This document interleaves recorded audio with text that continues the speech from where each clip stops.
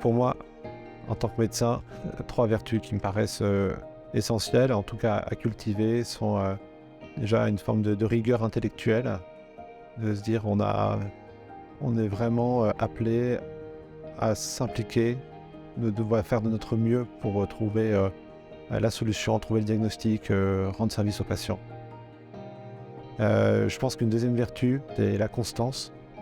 En face de nous, quand on a un patient qui souffre, on ne va pas lui faire subir nos sautes d'humeur. Et puis, je ne sais pas si c'est le terme approprié, mais la force d'âme, à un moment, on peut être confronté effectivement à des situations de souffrance qui sont difficiles.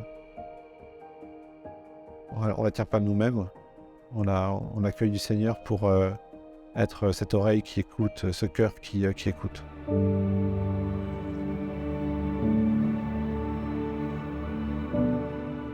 J'ai la chance d'avoir rencontré Elisabeth il y a maintenant une quinzaine d'années. Je peux dire d'avoir épousé ma meilleure amie. En tout cas,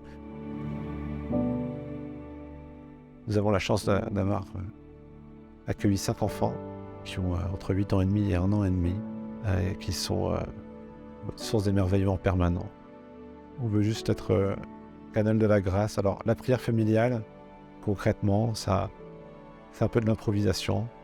C'est d'y être fidèle quotidiennement, d'avoir un temps familial un peu plus nourri une fois par semaine dans la vie de prière, et sinon de vivre des formes de dévotion familiale assez concrètes, comme un petit pèlerinage, une petite portion de pèlerinage en famille, s'arrêter dans une église, allumer un cierge.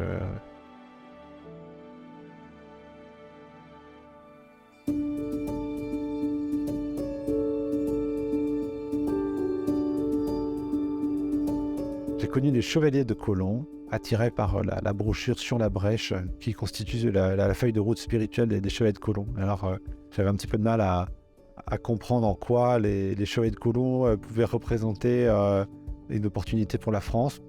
Cette fraternité allait des chevaliers de Colomb à Suranger, à Béhuard précisément.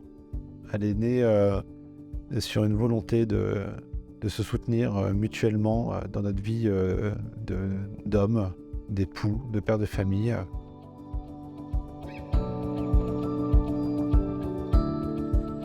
Jean-Paul II dit qu'on n'est pas famille pour nous-mêmes, mais famille pour le monde.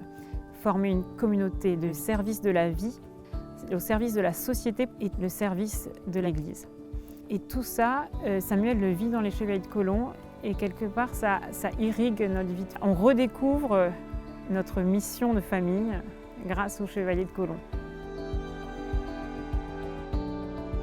En se mettant à la suite du Christ comme les apôtres, comment est-ce qu'on peut recevoir cet amour du Maître pour mieux en vivre et mieux en témoigner dans notre couple, dans notre famille. Et comment après, je pense en tout cas pour les chevaliers, en particulier ce qu'on essaie de vivre dans le conseil, c'est cet appel à une certaine unité de vie.